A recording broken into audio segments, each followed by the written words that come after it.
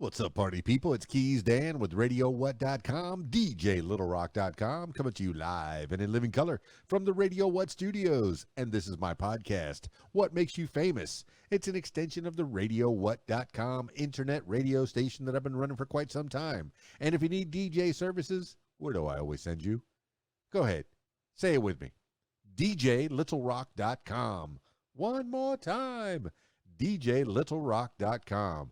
Check availability and get a free price quote, and maybe you can have me at your next event. You know, I like to party with the people. The people need to be entertained. Are you not entertained? Let me entertain you. Make your next thing a big one. Hey, speaking of entertainment, today on the program, I got Gary McGrath of the McGrath Project. What? Oh, you've heard of him. Okay. You know a little bit about him. But you are going to get to know a little bit more about him in the next few minutes. So stick around. I got to tell you, I did in addition to the public show, the regular public show that I do every week at the Rab on Friday nights. I'll tell you more about that in a second. But let me tell you, on last Saturday night, I was at Enchanted Evening doing a wedding for Kana and Angela. What a beautiful event venue. Kind of tough for me to get down the ramp, you know, they got like a cobblestone ramp to get to my my location to where I was DJing at. But once I got there, once I got all set up, oh my goodness, what a beautiful place for a wedding. They have it's kind of a 2-story home. I guess it was a home at one point on stilts at some, but there's a first floor, there's a second floor, there might even be a third floor where they have this bedroom that they give to the bridal couple for the night. But the second level is where they had the ceremony, and then the bottom level was where we had the reception. It's around a pool. It's kind of a free-form shaped pool, and I knew by the end of the evening, I don't care how cold it was or how dark it gets, somebody was going to end up in that pool. And sure enough, the bride and groom were in that pool. But they pretty much gave me free range. I mean, I've known Kana and Angela for quite some time. In fact, they come to the Rab all the time. Kana plays pool, and Angela, I think she plays pool as well. They have a pool tournament on Friday nights at the Rab. So they hired me out to be their DJ. I'm very happy about that. And they picked a really nice venue. And it was a good time. They picked out the 5 main songs that they needed for their first dances and their their bouquet tossing and their garter belts and stuff. But they left me free range to play the rest of the night. They gave me a little instruction. Yeah, play some blues, play some country, play some line dancing. Just play what the people want. So I was happy to do that. And I had a screen set up, and they did karaoke. So they became the stars of the show as well. It was a good time. I'm just happy to be a part of weddings still. After all these years, I'm still able to be a part of people's best days, or part of their family and friends celebration. I get to do that. I'm jazzed. Well, I did mention a little bit. I have one public show that everybody can come to. Yeah, it's open. At least 21 and over. It's adults only. I guess I need to get another family-friendly show so that way I can get some kids to come over and sing songs. Because at the wedding, there were some kids singing songs, and they had a really good time. And I enjoyed listening to them sing, and their parents are all happy and excited that they're singing. That's a beautiful thing, all families getting together and singing songs together.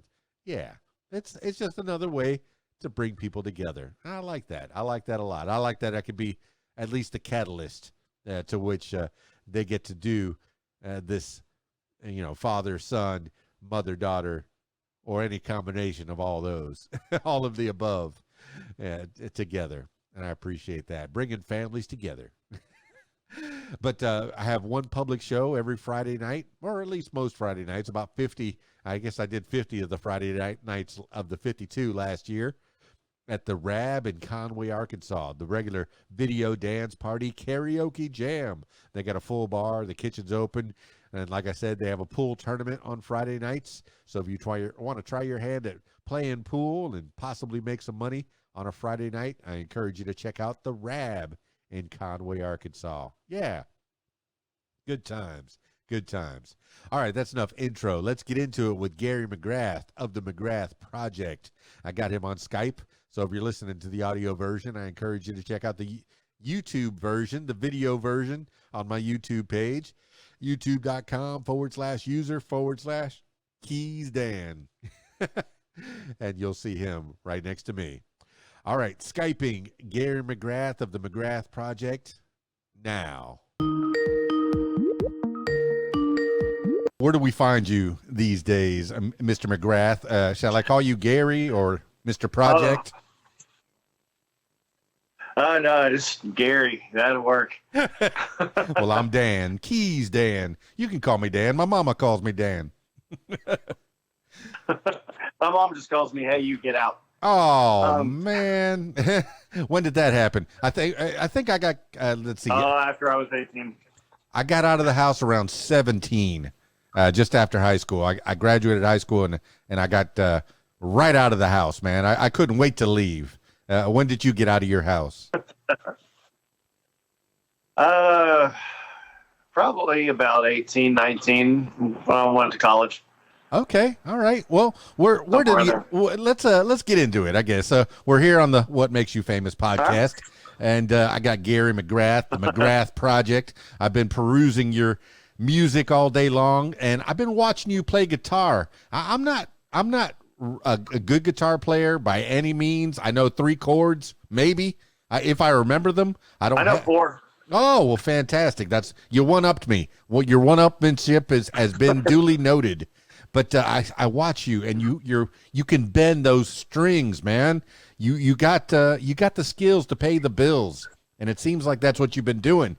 But where did a young Gary McGrath learn how to play the guitar? And was that the first instrument you were playing? No, it was not. I started on violin, and then went to drums, and then guitar. And at the time, I was actually taking serious lessons. It was in this music shop that no longer exists, unfortunately. But I went in for 2 hours and had 30 minutes of voice, piano, bass, guitar, and drums. And then I'd go home and grab friends. I'm like, I'm going to show you what to play so I can be in a band. And that's kind of how it went. Well, that's a good place to start for sure. Violin, that's a stringed instrument, right? I don't know much about musicianship. Yeah. I press buttons. I'm the DJ. I play your music to make sure that people know, what they're, that's my job, is to break out new artists and even more established artists such as yourself, man. But how long ago was that you were playing, that you picked up the violin? Oh, God. I think I was probably 7 or 8. All right. I'm trying to get a timeline in on this one. When did that start? When were you 7 or 8? 19 or rather. Yeah, I used to do that too. Before I turned 50, I always wanted to like hide my age, and I was kind of ashamed of my age. But when I turned 50, I just shouted it on the rooftops. I'm 50. But before that, you feel like you have a shelf life when you're an entertainer, especially if you're a face man such as yourself. Not that you're the front man of the McGrath Project, and I do want to get into your bandmates, your band members. You all are like a cast of characters. But before, when you're on stage, when you're in front of people, when you're entertaining people, you want to keep the illusion, even if it's not a reality, the illusion of youth. Is that what you think? No, yes and no. I feel like if we're entertaining, then we should be entertaining to anyone. And it's just kind of funny because people will walk up to me and they'll see us on stage and they'll think that we're in whatever demographic they think. And it's funny to see the reaction change the closer they get.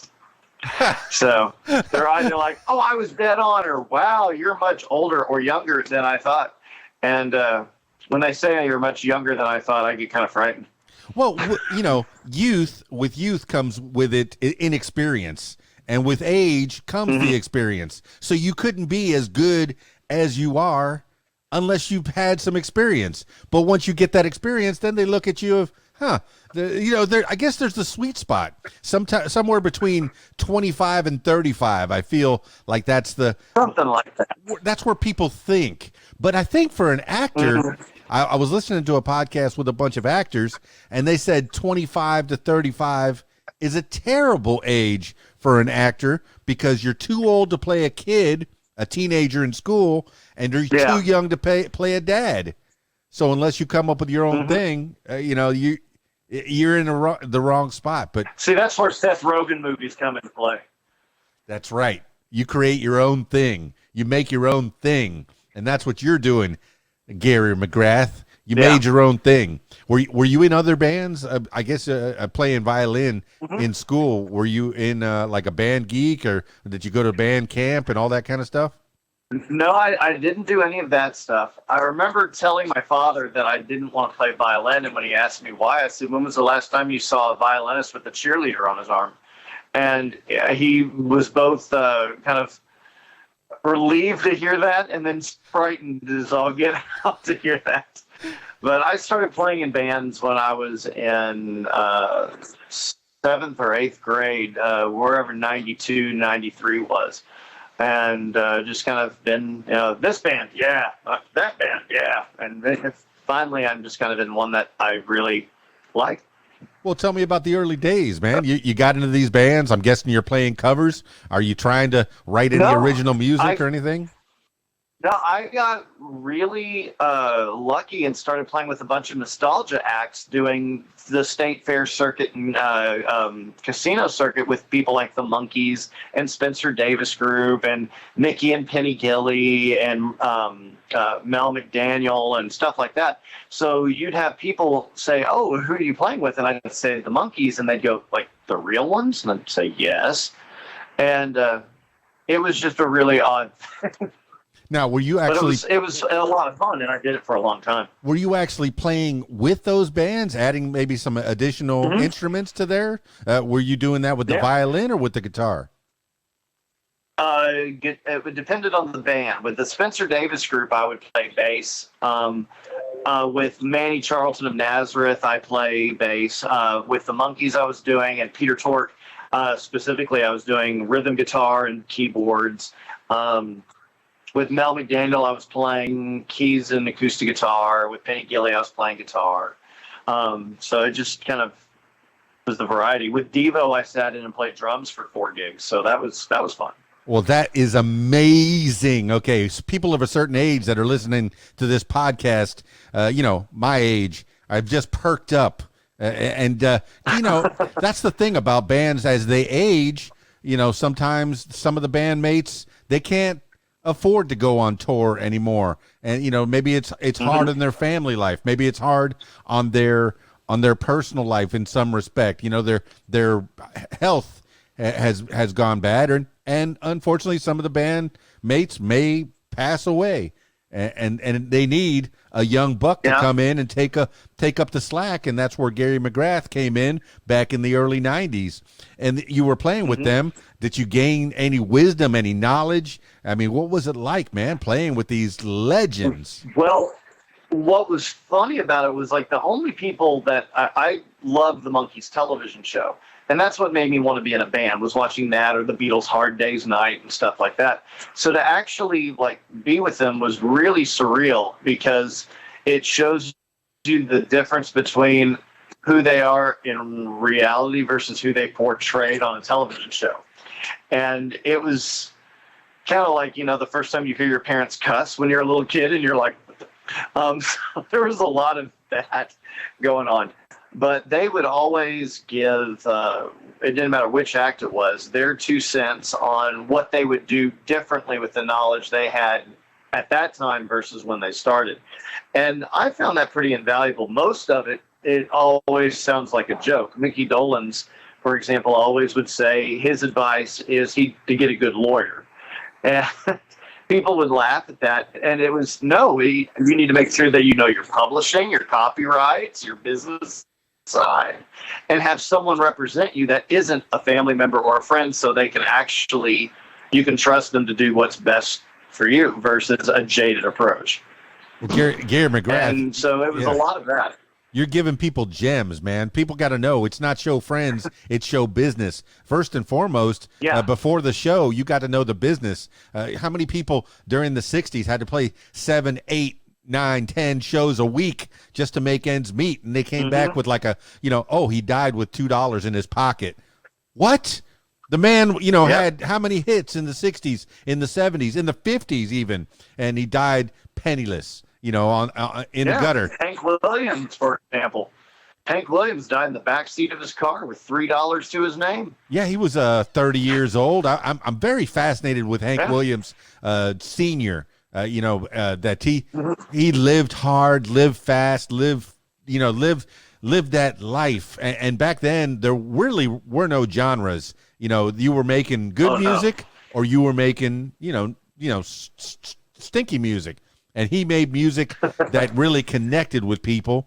Yeah, I'm fascinated with Hank Williams Sr. And I would have liked to have seen I know that back in the 90s and the early 90s where you're talking about, there were a lot of the offspring of the legends that have passed away, such as Nat King Cole, Elvis Presley, Natalie Cole did a duet with her dad. Nat King and Lisa Marie Presley did a duet with her dad somewhere in the early to mid 90s. I would have liked to have seen Hank Williams Jr. do one with his dad, like just have him, maybe the image of him up on a screen. But what did you think about that growing up? What were your influences growing up? My influences were really vast. I loved everything from early 60s pop to late 60s, early 70s psychedelic. I really liked the alternative scene that was going on in the late 80s to the early 90s, the REM, U2, Nirvana, Blind Melon kind of stuff. I really liked the jam bands, which I've even gotten a chance to have some of them in the McGrath Project with members from like the Spin Doctors or Fish or Blues Traveler. And then, beyond that, there's a lot of stuff that's going on today by bands that are just absolutely amazing. And unfortunately, because the industry is so upside down and not knowing how to deal with the internet with lack of, direction, that hopefully they'll get heard. But unfortunately, I don't think many of them will, which is sad because they're fantastic. Well, once again, that's that navigating through the business portion. And now the business has changed so much. My goodness, when I was a kid, I guess, when I really started coming into my own with the DJ thing, I was buying records in high school, and I was, I would spend time. There was a corner in Fort Lauderdale, Florida, where I'm from, or where I went to high school, and they had a video game parlor, a movie theater, and a record store. And let me tell you, when I pulled in that, and now all of that's on your phone. Oh my goodness, yes! That record store owner would see me coming, and I would want nothing more. Love nothing more than to spend my hard-earned dollar that I made at the Kentucky Fried Chicken or Swenson's ice cream parlor, and I would spend it all on records, man, just supporting artists like you. But now, how are you selling records? How are you making money? Because I went ahead and I found your Spotify link, your Apple link, your iTunes link, and I'll put it in the show notes below here. And hopefully somebody will click on them and buy your song for 99 cents or whatever. But how much will you get of that? And are you making a living off of that money? Oh, I'm making a living off of it. Luckily, knock on wood. COVID put a big damper on performance, which is where a lot of it was coming from. A lot of artists, I had some band members for a while that were substantially younger than I, and they were convinced that you could make a living just off, YouTube hits or Instagram hits or, whatever the trend is, whether it be TikTok or Spotify or whatever. And then when I showed them how many hits and views they needed just to make $1, they just sat there in disbelief for months. So they tried it on their own and they went, oh, okay. And live performing, going out there live, whether you're an opening act or you're doing festivals or fairs or clubs or whatever else, it's that connection. When you actually push air in a room with your amplifier and your voice and you make an experience that isn't what people can see on their phone. It's a very different thing. I kind of compare it to where if someone is a big fan of like the Marvel franchise or Harry Potter or Star Wars, there's a difference between watching it at home and then going to like opening night somewhere where people are dressed up and you have people hooping and hollering in the theater. And there's just something about that magnetic person to person energy that is really how people have to grow. It's really difficult for any type of art form to grow in the darkness of their bedroom. It just is. Man, you know that's right. You feel the energy. You have that constant exchange of energy. When I do a party and there's, you know, hundreds, sometimes thousands of people in front of me, and they're just having a good time because of what I'm playing, what I'm doing up on the stage. How jazzed do you get? And then you come home 2, 3, 4 in the morning. Can you go straight to sleep? No, you cannot. I mean, how do you wind down after a big McGrath Project show? Drive-through. That'll make you fat, man. That'll make you fat. You know, there was a time, you know, there was a time in South Florida, I was a firefighter and I was in the best shape of my life back in my 20s. I could run 1.5 miles in 9 minutes. No problem. Got this, you know, lifting weights. And then, drive-through. It's bad, man. It's bad. How do you stay in shape? See, I can barely remember a time when I could just run. And I was never a really good runner. I mean, I did the Miami marathon one time, and I didn't know my name at the end of it for sure. But I mean, how do you stay in shape? Because when you're playing for the people, you're playing. Oh my gosh, you're expending energy. You must lose weight. Yeah, go ahead. It's just pure adrenaline. That's when it wears off, you kind of come down with it and crash. And, you know, that's why so many performers kind of view it like a drug, or they view it kind of like almost as a religious experience because it's just there. And for me, it's just that kind of at peace. Yes, it can be entertaining. You can jump up and down. You have the camaraderie on stage. When you make the connection with an audience member or 2 or 3, and if you're lucky, you know, more than that, it just, as you said, it's that bond, that sharing experience, and it just, there's nothing else like it. Oh, for sure, Gary McGrath. Nothing else like it. Now, all right, you touched upon it. When you play in front of hundreds of thousands or thousands of people, when you play, do you play for that one person? Do you pick one person out of the crowd and just play to them? Or do you play, you know, to the left side of the room, to the right side of the room, and maybe the balcony every once in a while because they didn't pay that much? The $1 seats, you don't pay that much attention to them.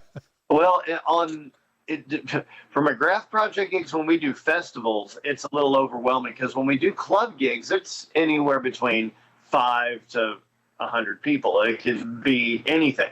You never know. So then you just have fun with who's there. But you play in a festival scene, there's a few thousand in front of you. I usually pick like the tent that has hot dogs or Chinese food and try and make the people buy in there laugh and have a good time so I get free food. No. Yeah, every once in a while, give them a shout out for sure. Yeah. I'll pick, you know, usually 1 or 2 people, and I'll perform to them. The ones that are having the best time, I'll perform to them. Or if it's some, you know, overzealous guy that thinks that he's about to lose his girlfriend to someone on stage, I'll really perform to her just to make him mad because I find it funny. Oh, he's bad. He's bad. Well, you already said violin didn't get you the girls, but the guitar, hey, maybe that got you. Maybe that worked a little bit better. The guitar was good to me. Oh my goodness! Yeah, I mean, the guitar was very good to my libido. I liked it. Yeah, John Cougar Mellencamp had a song. You know, learn how to play guitar. Yeah, definitely. That's what a lot of heterosexual guys get into this music thing for, is to impress the girls. And I'm not saying it's only the music. Yeah, I'm saying guys do everything. You know, heterosexual guys do everything to impress the girls. That's our animal instinct. That's our caveman mentality. Our lizard brain coming through. Exactly. exactly. If back in the day, if you could, beat them over the head with a club and throw them over your shoulder, hey, you got a date, maybe a wife. And sometimes you kind of like it when they do that to you. It just depends on your thing. Hey, man, I'm not going to downplay your kink at all. People are into some weird stuff. I'm listening. Yeah, it takes a lot for a guy to go, put that stick down and get out of here. Oh, guys will take a lot of stuff for a female, a beautiful lady, But all right. So we left you back in the '90s. You were, hanging with the Monkees, which I am enthralled with. I loved that show growing up. Of course, I was watching it in reruns. I'm born in 19. Okay, I was born in '69, so I barely made it out of the '60s.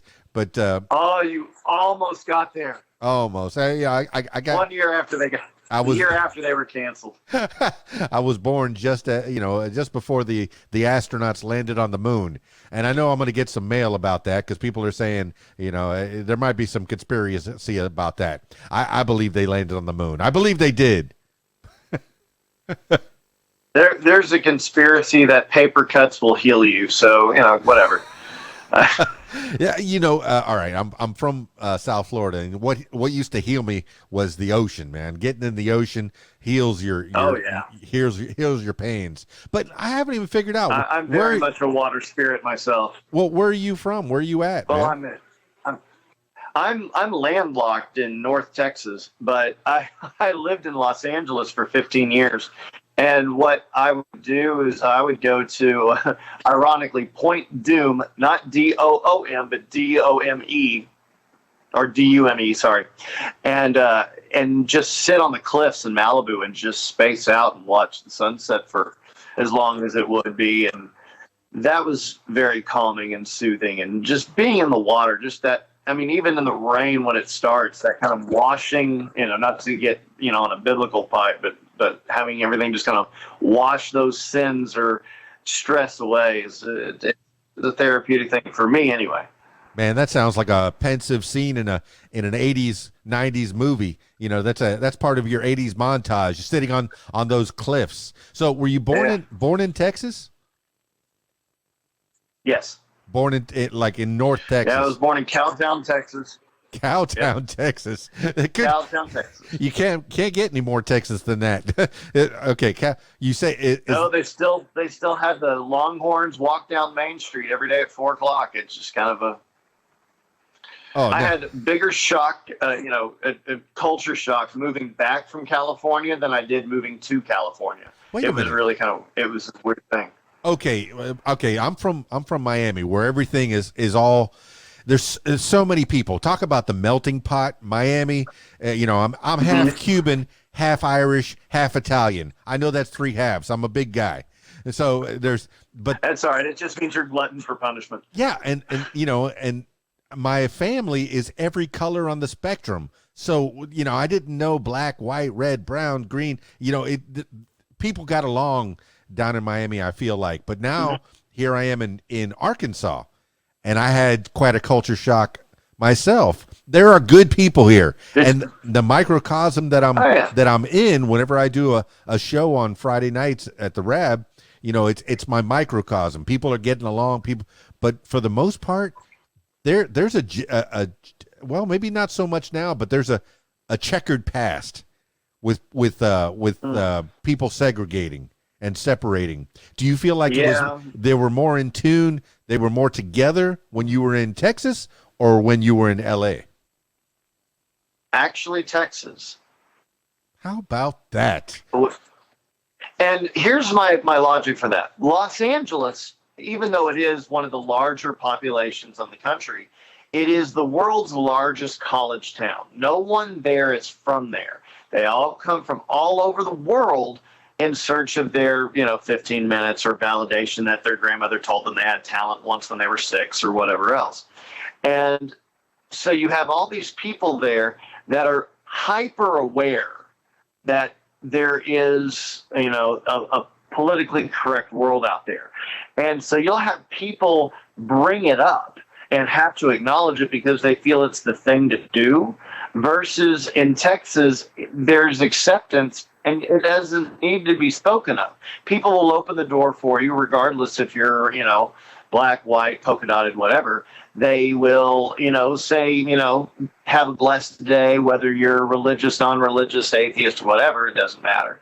You will, you will see more of that. The human being is the human being here because it's just part of what you're raised with versus the PC community, which kind of not necessarily forces itself because it obviously has done some good to make it part of, the cultural landscape and it have more acceptance. But I see more real acceptance in places like Texas, Oklahoma, Arkansas, Kansas, Louisiana than I ever did in Southern California, New York, or whatever. I'm going to have to agree there, man. But, is the PC culture really, is it making it better? I think it's separating us even more. And now that they're pointing out our differences, hey, you should like me because I'm this. You should hate me because I'm that. You should accept me because I'm this. I think I had a quote, and it's Morgan Freeman said, you want to get rid of racism? Stop talking about it. Yeah. Yeah. Well, it's kind of like with anything, when someone says enough is never enough, yes, it can get to too much. And that's with anything. And I think that's where we're kind of at with the PC community. I think people have been like, okay, we get it. We've had enough. It's like, let a person be a person. But yeah, that might be just me and the rock I'm living under. Who knows? Well, I know that you can use this internet for good or evil, and yeah. I'd like using it for good, man. I like spreading the word about people like Gary McGrath of the McGrath Project for sure. Letting hopefully at least hundreds, maybe thousands of people that didn't know about you before. They'll know about you now, and maybe you can sell a few more tickets at the next concert that you do. All right, so you're playing with other people. You're starting to write your own, music. When did that start happening? And when did you break out and say, I think I could start my own thing? Well, I've always written. It just never was any good. And when doing stuff with people that were also in the Spencer Davis group or Three Dog Night or whatever else, they came to me and said, "Hey, I'd love to try a project with you when we're all not touring."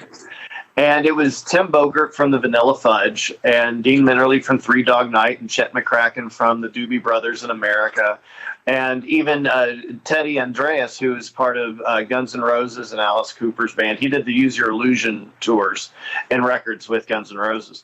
And that kind of became my band. And that's really where the draw really came from them. It had nothing to do with me. I just happened to be like Forrest Gump in the right place at the right time. They were really wanting to come in and see Tim Bogert be the monster he is on bass, or they wanted to watch Teddy do, Sweet Child of Mine, or they wanted to hear Dean play Mama Told Me Not to Come, or they wanted to see what Chet would do without two other drummers or whatever else it was. And luckily, the music I write is very, I've been told it's Southern rock for a new millennium. I don't know if that's really accurate because to me it just sounds like power chords, but those audiences were very receptive to us and will always buy the records and will always do stuff. But unfortunately that demographic is in their 50s, 60s, 70s and don't really go out, and so it's doing these festivals that we're doing now is exposing us to at least people in their 30s, 40s, and 50s who really are enjoying it. And I'm just kind of glad to still make a living doing what I love, regardless if it's with someone or not, because all three members of the Monkees have passed on except Mickey Dolenz, who I hope is here for a long time. Spencer's passed away. The lead singer of Nazareth had a really horrible stroke about 4 years ago, so now it's kind of a makeshift band. So I'm glad that I can still do what I do, and people come to actually hear the thoughts in my head, which shocks me pleasantly every day. Well, Gary McGrath, I don't like to talk about the genres. Whenever I worked on radio, my favorite radio stations were the ones that were jack, that you can play whatever you want. Yeah. That were more lenient, and I loved working for the mom and pops that had maybe one or two stations in their pocket. But let me tell you, man, your groove is guitar driven, as it would be being a guitarist. Yeah. But you have such a cast of characters in your band. Is this the way it's always been? At least since 2019, I'm watching the first video that's on your YouTube, and I was perusing some of the other ones. But let me tell you, if you go to a McGrath show, you're going to see a cast of characters. Tell me about the people in your band in 2019, and is that the first incarnation that you had of the McGrath Project, or since mid No, the mid very 90s? Go ahead. the very first incarnation was again, it was Tim Bogert from Vanilla Fudge on bass. Yes. Brian Head from Foreigner on drums, and then Teddy Andreas from Guns N' Roses on keys, and myself. Well, Guns N' Roses got busy, and Teddy also played for Billy Bob Thornton and his band, the Boxmaster, so he couldn't be around to do stuff. So I got Dean Minnerly from Three Dog Night. As you would. Foreigner went on the road again. And so I got Chet McCracken from the Doobie Brothers and Luis Conte from James Taylor's All-Star Band and Madonna's band and Phil Collins' band and whatnot. And he played auxiliary percussion. And then Tim got sick and couldn't play, and I got Mark White from the Spin Doctors to play bass. And then after that, it kind of went down to where I wanted to make sure that people weren't just coming to see, everyone else and no one cared about me. And brought a bunch of local players from Dallas-Fort Worth, and they play really well. My bass player, I have two bass players that I alternate through. One is Bob Simmons, who played for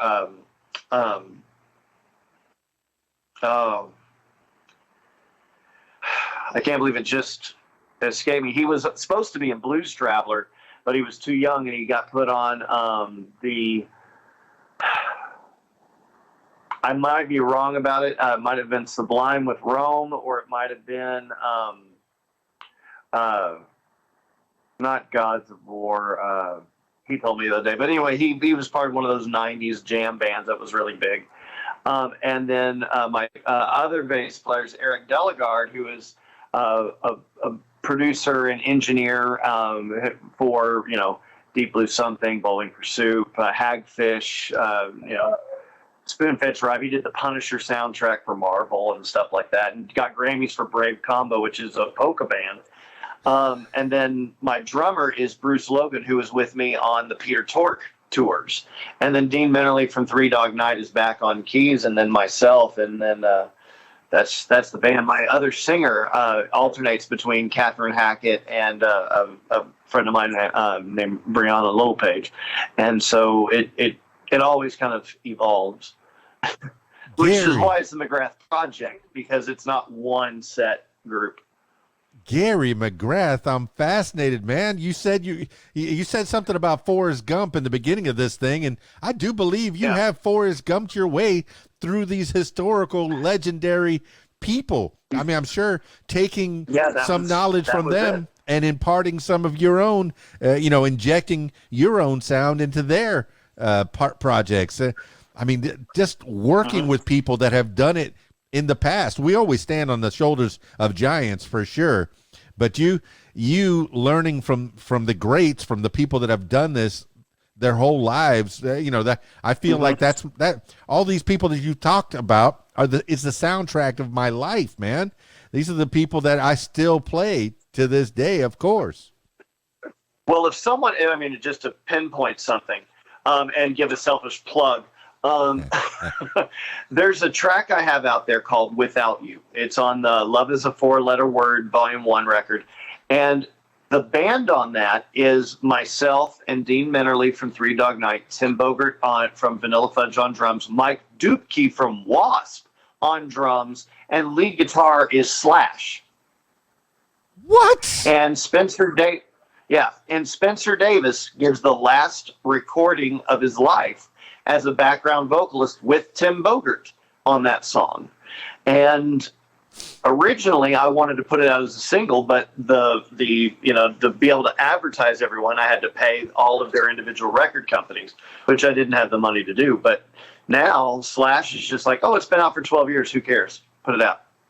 That is amazing, man. You having these brushes with greatness makes you even greater. And yes, okay, ego plays a point, and you say, well, let me break out on my own. I was a DJ that was working for other agents, and I had a group of us that would get agented out. But then I said, well, let me break out and do my own thing, so and see if I could fare on my own. And I'm seeing and I'm hearing that it seems to have paid off. Fortune favors the bold, and your bold idea of taking musicians that weren't as well known and putting them into your injecting them with your vision. I mean, do they put themselves into the McGrath Project? I mean, I know it's got it's got your name right on it, but the members of the band. That's kind of freeing for a lot of them. For example, Slash played on my track because I helped build his recording studio in his house.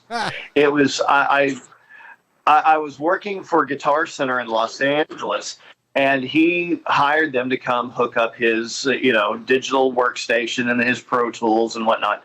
And I said I would do it for free if he would play on one of my songs. And he said, fine, I'll spend 20 minutes, noodling on some kid's tune versus, paying out a few $1,000. He thought it was a great deal. And, he still paid Guitar Center their fee, but I just, said, let's barter. And that was great. And since I'd been playing with Spencer, and he played on 2 songs on that record, that Without You track is one of them.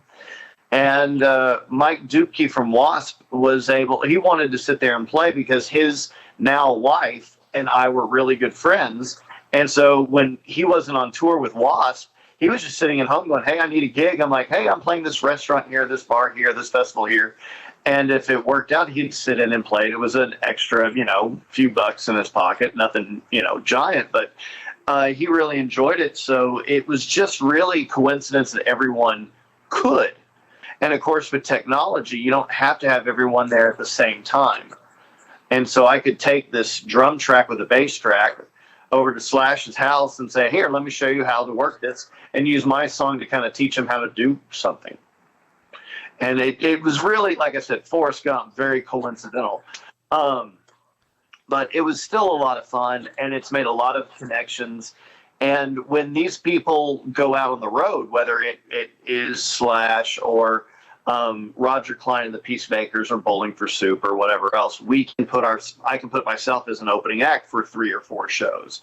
And that's been a lot of fun and a great experience. And luckily, we've never been booed off stage. We've been told that we were too good, and they took us off some shows because they actually got intimidated that we were making the audience tired before they could get on. And so that was both kind of a, ooh, neat, and a, oh no, at the same time. Well, Gary McGrath, you never get tired of hearing how good you are. That you're doing well. No, you never. I'm glad some people think I'm doing good. It's life for me. Yeah, I'm buttering your bread a little bit, and I've listened to some of the stuff you got out there. But once you finish a show, you want people to say, hey, I really enjoyed that. That's the reason we do these things, to make people feel a certain kind of way. They drag their butts out of their houses, off their comfy couches in front of their big screen TVs, and came out to see a McGrath Project show. And you want them to feel satisfaction, and that's what they get. And we also want to give them something they may not typically see. You don't normally see bands with 2 drummers or a male and female lead singer, or a bass player that plays slap funk in a pop band or whatever else. And so we try to make it unique, and that's why there's so many bands out there I personally like that that don't really get much recognition, but they're amazing because they are unique. It is that unique experience. And with any type of legend, it doesn't matter what genre you look at it, the reason I've always felt they were, the legendary status was that they are unique. There's only one of them. And I don't know if I would ever consider myself like that, but at least I strive for it. For whatever that's worth. For sure. I mean, and I'm fascinated, once again, I'm fascinated by the Hollywood vampire video that you have out there. Just your costuming. I can tell that you're a showman. Now, your grandma, when you were 6 years old, told you you had some talent, so you went off to California. Was that straight after high school? Something like that. Straight after high school? Straight after college? Right at the end of high school. What started it was I watched this, I think it was True Hollywood Story on the Monkees, because I wouldn't miss that. I love the Monkees. And it mentioned that Peter Tork had a blues band called Shoe Suede Blues. And so I got on this new thing called the internet, because this is 1995. Yes, it is. And I Googled or searched Peter Tork Shoe Suede Blues, went to his website, hit contact, and sent an email saying, I would love to bring your band to Texas and meet you, and I'm starting an independent record company and would love for you to be our first artist. And I never expected to hear anything. I thought it would go to like a junk mail or a manager that's like, this kid's dreaming or whatever else. But a week later, I got this handwritten letter from Peter Tork saying, here's who you need to call. Thank you so much for your interest. And we came out, we did something, and my mother told him that some kids had imaginary friends. I had the Monkees, which mortified me. And he took me out with him. He said, okay, well, how many songs do you know? And I told him, and he's like, okay. And I got a call from him when I was in Los Angeles, said, hey, I'm doing this show in Santa Monica. It's going to be me and acoustic guitar. You want to make it a duo? Show up. And I did. And then it kept happening more and more and more. And then these other people are like, hey, we also play with Spencer Davis. We need a bass player. Our normal bass player is double booked and can't do this run of few dates. Would you come do it? So I do that. And then, the drummer of that was, hi, I'm also in Santana. Would you like to, you're doing engineering. Would you like to do some engineering? So I went and did that. And it was never no one ever saying, oh my gosh, you're amazing. It was just, oh, you'll do. No, and being a nice guy and also being reliable, showing up to the gig is an important thing. Yeah. That's what, some of the value, or maybe even a large percentage of the value, is not only knowing how to play, but actually showing up to the show, because they can't play at the show unless Gary McGrath shows up, and you do. And I've only been talking to you for a little bit of time, and I can already tell you're a nice guy. And you develop these long-lasting relationships. And that's part of it too, is being nice to people. Somebody that is just starting out right now to play guitar, and they go, wow, Gary McGrath, I want to play guitar like you. I want to be a rock star like you. Yeah, I'm sure you'd take a few minutes to say, well, I mean, there's a few steps you need to take, and you'll tell people the path that you took. Did you go to school or college to learn? Okay, I'm guessing with the violin, you learned how to read music and write music maybe a little bit. And did that translate, I'm guessing, to the drums and guitar and all the other instruments that you're playing? Well, what would end up happening is I would, let's say I learned the Beatles' Day Tripper on guitar, which was one of the first songs I learned. Well, then I'd go figure it out on bass, and then I'd figure it out on drums, and then I'd figure it out on piano. And it would just be, that's how I would teach myself. And what really sucked is when I taught myself wrong, and then I learned it wrong on everything. But that would be how I used to do it. But I'll see kids now that are just kind of curious. They'll go on YouTube and say, how do you play Amazing Grace on the bagpipes? And then they'll sit there and go, oh, that's great. How do you play There's Only One Way to Rock and Roll by AC/DC on the bagpipes? And you'll just see all of a sudden this kid just wail, and you're kind of like, why did they pick bagpipes? And you never, realize that was just how they did it. Well, my favorite AC/DC is definitely... like I said, as you mentioned before, the internet can be used for good or evil, and I think it's amazing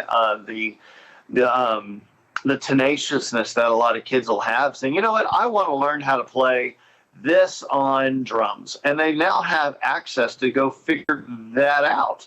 And if they want to keep with it and keep going, they can. And if they want to sit there and go, nope, I want to take up tennis, they can.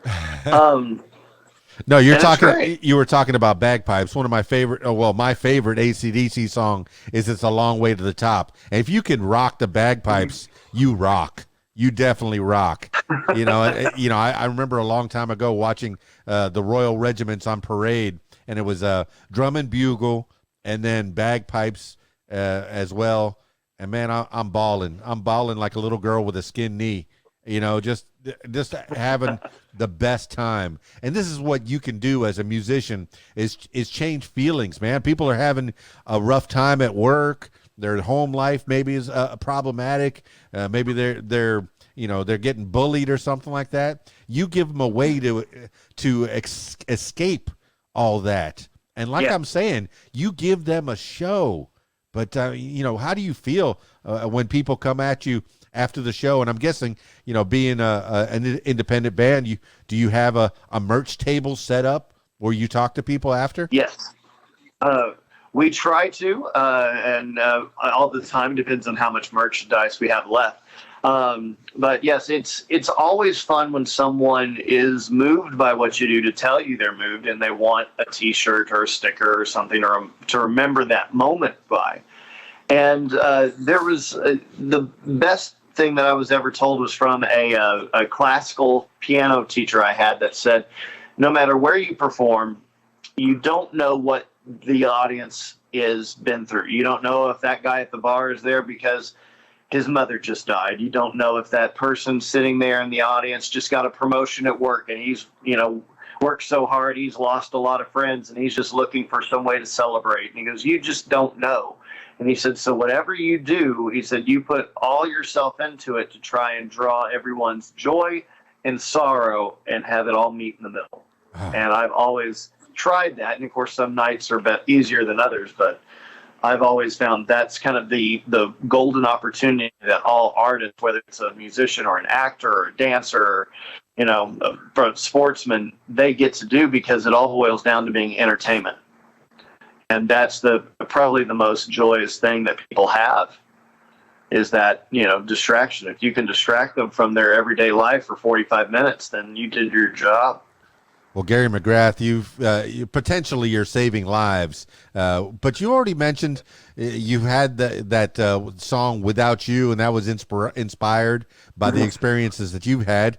But I'm looking at your Apple. You got record after record. You got at least 5 records out there available on Apple. And I didn't even know that people did records anymore. I thought it was all singles for 99 cents. How do you come up with how do you decide whether it's going to be a record or a single, or is every cut on that record potentially a single? How does that work now? Very naively, I've always thought that every song could be a single. But now, I'm getting ready to release a new record coming out that's very Western kind of themed, which I'm going to use that term very loosely, because I have a horn section and everything else, and I don't think of many Western songs with horn sections and a slap bass. But Rawhide, anyway, Blues Brothers version, that's coming out, and so that I view as an album as a whole. And then I've written some songs that I'm just like, I don't really want to write 8 more of these or 9 more of these. I kind of I think I did just well right here. I don't have anything else to say in that. And those will be singles, and I'll put those out. So it just kind of depends on being independent. I have complete control, so I don't really have to answer to anyone. And those I do have to answer to are normally really supportive of whatever I artistically want to do, whether it's, I want to write a book of poetry or do a book of photography, or say, here's me doing a country record with a slap bass and horns. They're usually pretty supportive of it, or they're just sitting there going, let's see what happens to this monstrosity. However it's looked at. Well, Gary McGrath, you've already mentioned it through this podcast. Not only do you play the instruments, but you also have the ability to record yourself playing said instruments. So you potentially, You don't need anybody. You're Gary McGrath. You don't need anybody. You can record it all by yourself.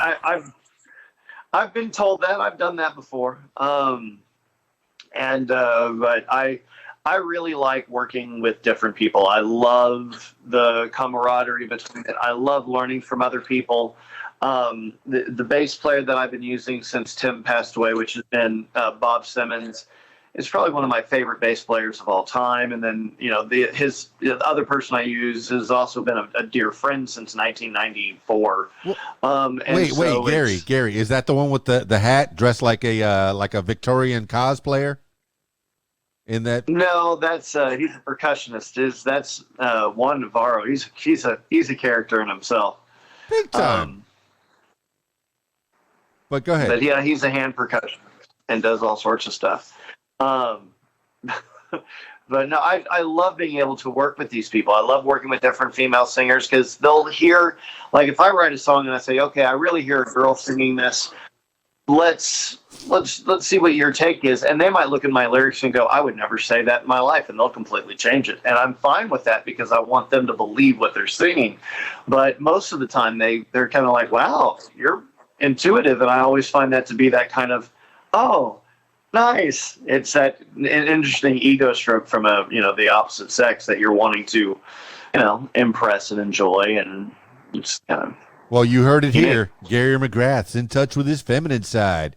Yeah, he can impress the ladies. He can impress the ladies for sure. No, I mean, you have very talented musicians in the background. You got, very good showmen. It looks like they're all different. They have their own personalities for sure, but they gel. They come together to form this band and become a part of the McGrath Project. But having a pretty lady up in the front, really, it can't hurt. It really can't hurt. No, it doesn't hurt at all. And especially since almost every female singer I've ever had has been very much like a sibling.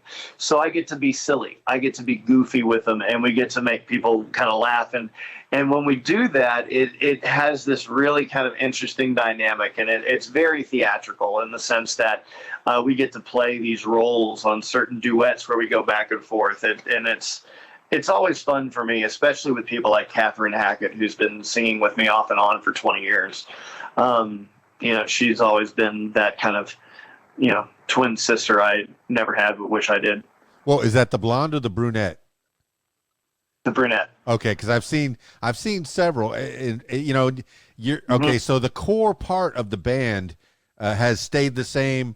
The set people, and I don't want to take too much more time. I know that I'm having a blast just chit chatting with you, but tell me about the people in the band right now. Give shout outs to the band members as they are right now, and maybe you can give shout outs to people that have helped you along the way. Now, I want to know how you learned how to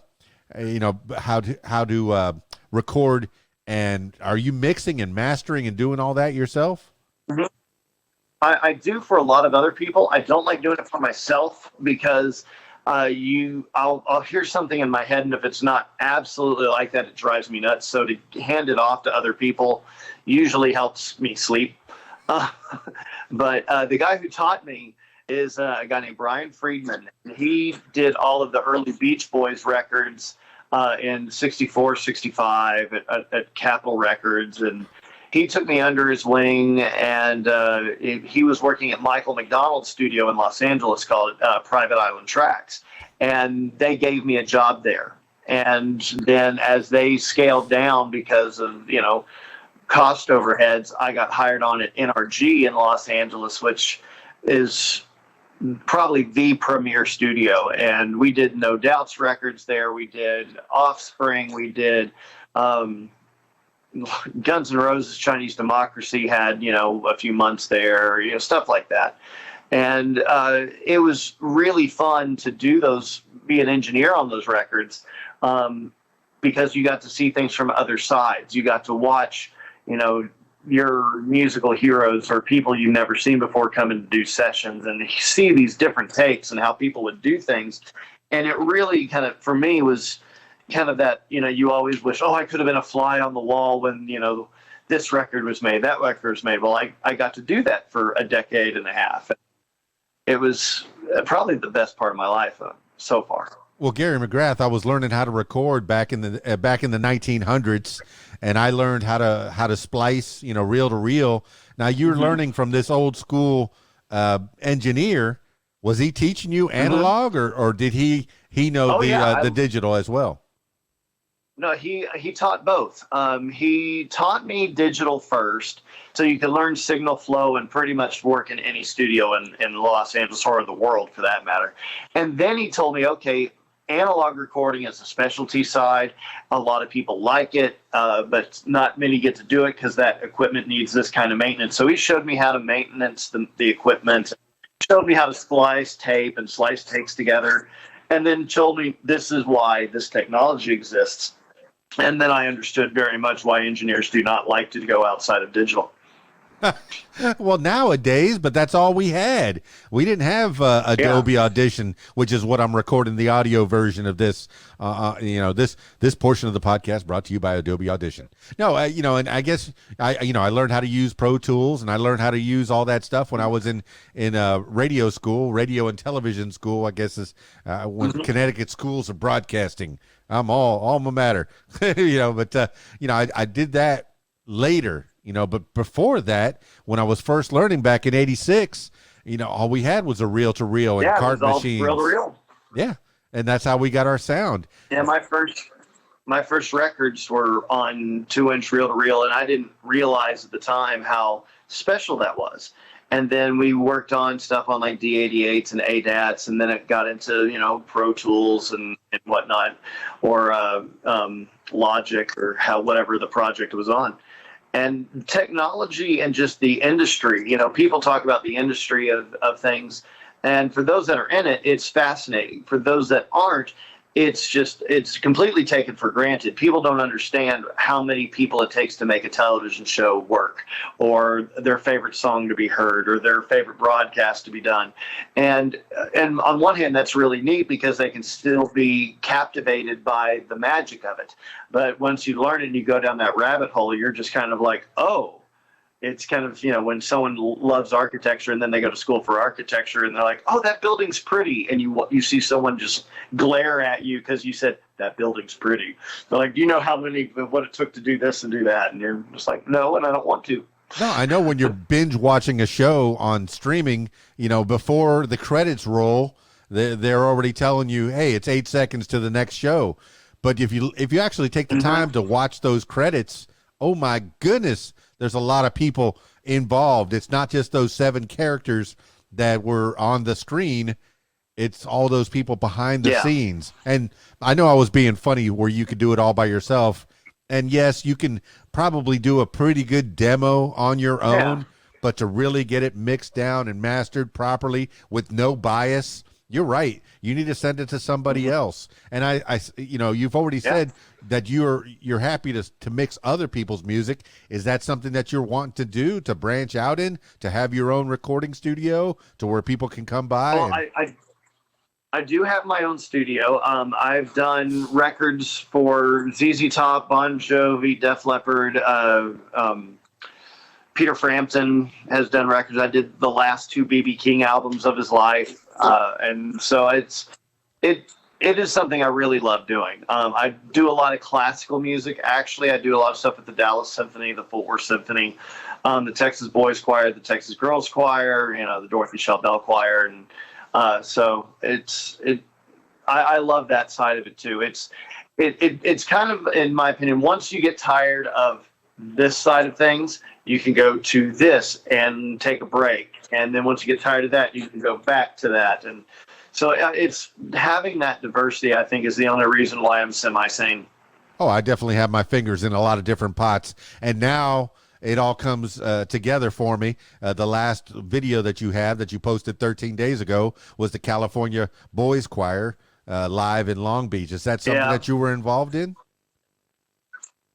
No, Oh, a okay. dear friend of mine was the founder of that, and he just gave me a VHS tape he wanted me to transfer to put on YouTube so those members could reminisce and be nostalgic about their childhood. And I thought it was fun. That is I fun, got to man. sit there and watch a hour concert of, you know, 8 to 12-year-old boys sitting there singing, classical and doing it really well. Now, I was listening to some analog, some cassette tapes that I had, and I think I found even a mini disc that I had, and yeah, I couldn't play it because I don't have a mini disc player, but I was able to play the cassette tape, and my voice, how it changed over the years, and I'm sure the evolution of your voice, and whether it becomes, Oh yeah. it's subjective whether it's better or worse. It's all in the ear of the beholder, I suppose. Yeah. But like I said, I've taken some of your time. My I don't. mother loves Go that. ahead. What's that? My mother loves my recordings. Well, that's good that you have, your parents that support you, that wants you to strive to do what you want to do, to be what you want to be. Do you have a backup plan that they make you go to college to make sure that you had something to fall back on, or did you go and bet on yourself and go full force into this? My backup plan was more music. It was really kind of funny. I had a backup plan where I could teach music if I needed to, or I could record music if I wanted to, or I could work on movies if I wanted to, or I could just go out and be a performer. But it was kind of funny because I did go to college for all of that. But yeah, and when someone goes, "What was your backup plan for being a musician?" I'm like, "Being a musician." Yeah, And they're just like, you've "Well, already how do you stated. do that?" And I went, "Well, Well, you've different already ways." stated there's all kinds of avenues that you can explore. You could put your music in, I guess it's called sync, to where you can Yeah. get it into movies. Have you ever had have you ever had that happen where you're in the movies? Yeah. I've had music in different movies and television shows throughout the years, and it's a great little thing. Some have been minor things that no one's ever heard of, and some have been pretty large. I had a song in the original Transformers movie in 2005, and it got screen time for just enough to not get paid. Oh, boo, boo! But it was still there, and I'm very proud of that. Yeah, but do you think that was the plan? Some producer was saying, if we only play 10 seconds of this, we don't have to pay him royalties. Well, actually, the guy who put the song in the movie was the editor, and I gave him permission for that because I just wanted it in the movie. Yeah, it's pretty cool. You could put that on your resume for sure. Well, Yeah. I was in the Transformers movie. Oh, okay. Well, that's cool. That's nice, man. When you go to get your next job, is you could in addition to all the legendary people. I mean, this is like the name droppiest, podcast ever made, I think. But you have legit reason to name those names because you've learned from those people, and you've brushed with greatness, man. And here I feel in turn that I have brushed with greatness, Mr. Gary McGrath. Well, thank you. That's very kind. Yeah, I'm only one state above you, man. Eventually, I'll get down south, and maybe we'll meet in El Dorado or something. Well, we're supposed to be touring going up north, so we'll be going through the Oklahoma, Arkansas, Kansas, Alabama areas. So I'll definitely send you those tour dates when they come through. Well, all right. I mean, this is not the last time that I want you on this podcast. If you have things that you want to promote, I mean, we don't have to go into depth, but definitely if you have stuff that you want to talk about, I invite you anytime to come back on the What Makes You Famous podcast. But Thank you. Thank you very much. As we wind this thing down, go ahead and give shout outs to people that you want to shout out, and then we'll do the last words for the people and get on out of here. Well, definitely the band, Dean Minnerly, Bruce Logan, Bob Simmons, Eric Delegard, Catherine Hackett, Juan Navarro. They're some of the best people on the planet, and I love them very much. Fantastic. So, I usually finish these things off with last words for the people. This could be words to live by, maybe something you heard a long time ago, or a mantra you wake up with every morning, or just whatever pops into your head at this moment in time. Gary McGrath, the McGrath Project. Last words for the people. Wash your hands. Oh my goodness. There you have it, party people. Gary McGrath, the McGrath Project. Look him up. Find him. Ask for him by name out there in Texas. And he's touring. He's going to be touring all over he's going to go north from Texas. So if you can imagine, he'll be in Arkansas, Oklahoma, might even make it as far as Missouri. But yeah, look for Gary McGrath and the McGrath Project. Ask for him by name and find him. And follow him on social media. Follow them on social media. Because it is a group effort. It's not just one guy. It's a group effort that makes that music, that sweet, sweet music that gets in your ears, that makes you feel a certain kind of way. Yeah, superpowers. That's what they got. They write music, and they play it for the people, and the people feel good. Always a good time. Oh, man.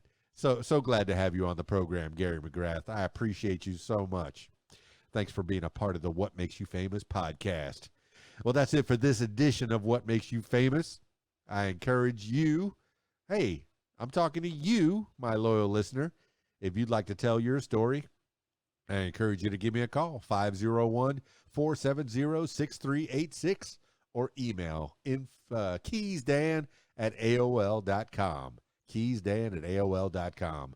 That's it for this edition of What Makes You Famous. It's Keys Dan, RadioWhat.com, DJLittleRock.com. Peace. I'm out of here.